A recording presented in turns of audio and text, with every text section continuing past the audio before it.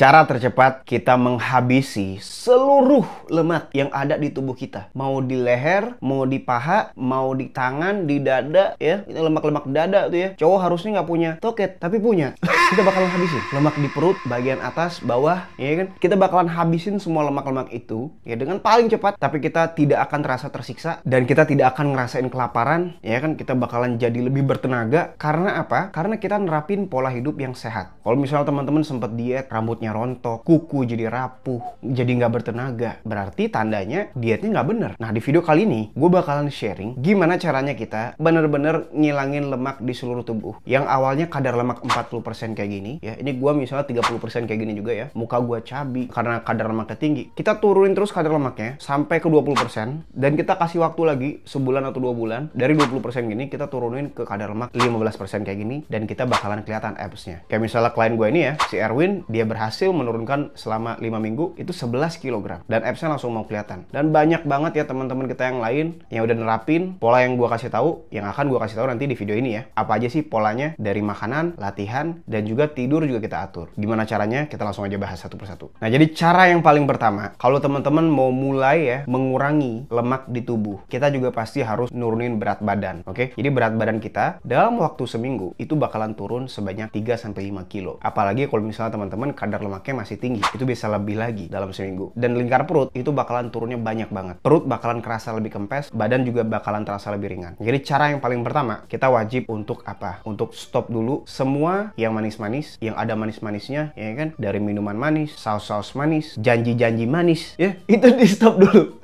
Oke? Yang realistis saja. Kayak di video ini, teman-teman realistis saja. Teman-teman mau cepet kan perubahannya? Berarti kita juga harus mengubah pola kita sedikit lebih ekstrim nih ya. Yang awalnya kita ke Indomaret, ke Alfamart, belinya yang manis-manis, kita belinya apa? Air putih aja. Itu di Indomaret sama Alfamart itu nggak ada yang bisa kita beli. Ya, jadi kita bisa beli cuman apa? Cuman air mineral, yang dingin pun nggak masalah. Oke? Itu yang pertama. Kita mulai stop dulu apapun yang manis. Jangan dibatasi limit, ada batasan sehari, nggak. Itu yang ngebikin kita gendut. Itu yang ngebikin naikin nafsu makan. Itu di stop dulu. Stop.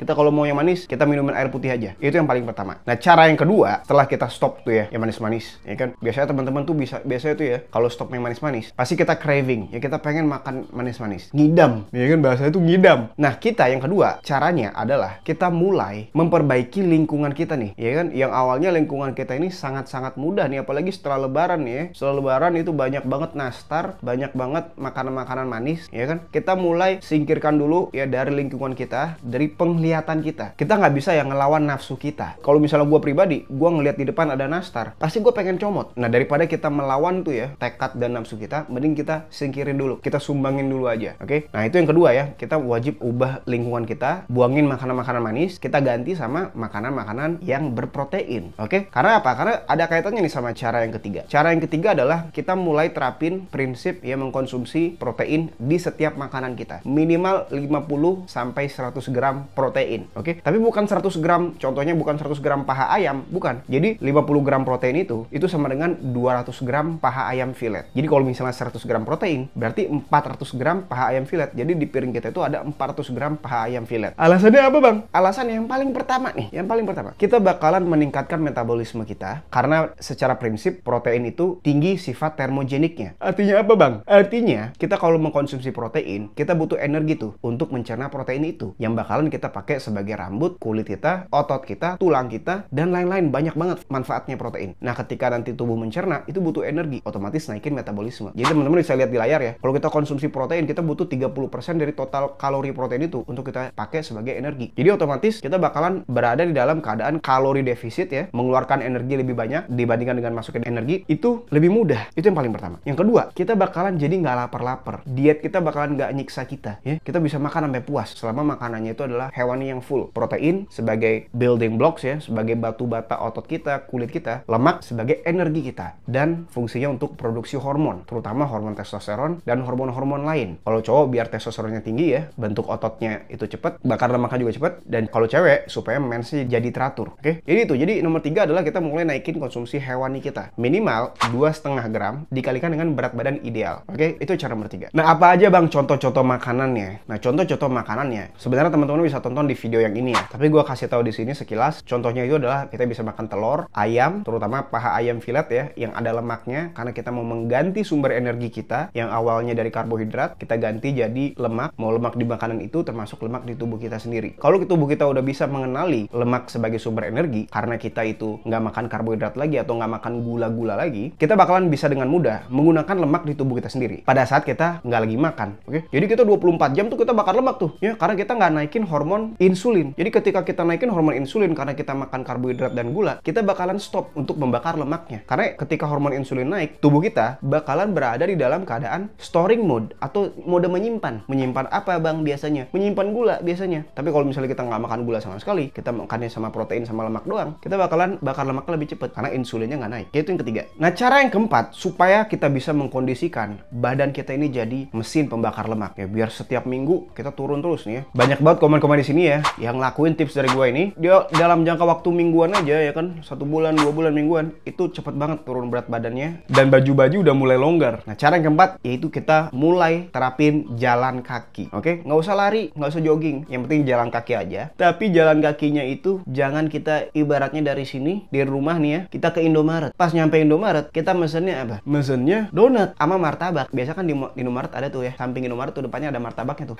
Ya kan? Kita pesen tuh keduanya. Itu yang ada kita malah naik berat badan. Jadi kita mau jalan kakinya itu kita track dengan handphone, dengan HP. Jadi kita jalan ya kan. Kalau misalnya HP lu Android, pakainya Steps apps aplikasinya. Kalau lu iPhone kayak gini, kita pakai aplikasi Health app. Jadi kita track tuh ya. Nah, kita mau jalan kakinya itu 10.000 langkah setiap hari dalam seminggu. Jadi kita lakuin itu. Jadi kita jalan kaki, nanti kita pegang HP-nya atau kantongin. Dari pagi sampai malam ya, kita bisa cicil itu 10.000 langkah. Nah, otomatis itu bakalan membakar sebanyak 500 kalori. Itu banyak banget. Itu sama dengan kita jalan kakinya tuh 8 km, tapi nggak akan terasa kalau misalnya kita jalan kakinya, misalnya apa? Misalnya kita cicil. Oke, jadi kita nggak bakal terasa. Nah, itu yang keempat. Nah, cara yang kelima, yaitu kita juga wajib untuk mengkondisikan di tubuh kita itu menjadi mesin pembakar lemak lagi nih. Ya, kita kondisiin terus pokoknya. Dengan cara apa yang kelima? Dengan cara tidur yang cukup. Kalau misalnya kita tidur yang nggak cukup, berdasarkan di studi ini ya, anak-anak muda aja itu dipaksa tidur selama 5 jam dalam seminggu. Itu menurunkan hormon testosteron, hormon pembakar lemak, hormon laki-laki ya, itu sebanyak 15%. Oke? Dan itu sama dengan kita menua 10-15 tahun. Kita nggak mau itu. Kita mau mengkondisikan tubuh kita itu terus tuh ya, testosteronnya tinggi terus, maksimal terus. Nah, jadi kita wajib tidurnya 7-8 jam. Nah, kalau misalnya teman-teman yang nggak bisa tidur, insomnia, sebenarnya kalau kita udah kurangin inflamasi dari karbohidrat dan dari gula, dari diet kita udah bener nih ya, biasanya tidur kita jam 10 udah ngantuk tuh. Dan kita kalau udah ngantuk, jangan lu lawan, jangan lu malah main HP ya, langsung matiin aja, langsung tidur. Oke? Itu yang kelima, kita wajib tidur yang cukup. Nah, yang terakhir, untuk memastikan nih ya, kita bakalan turun berat badan dan turun lingkar perutnya, teman-teman wajib di hari pertama untuk ngukur berapa sih berat badan kita di hari pertama dan lingkar perutnya berapa. Teman-teman bisa ukur lingkar perutnya dari pusar ketemu pusar, teman-teman ukur, dan teman-teman juga ukur berat badan pada saat di pagi hari setelah BAB dan buang air kecil. Nah, setelah teman-teman terapin ini tadi, tips-tips buat yang tadi ya, teman-teman bakalan ukur lagi di minggu depan. Kalau kadar lemak teman 40% ini ya, dan berat badannya teman-teman di atas 120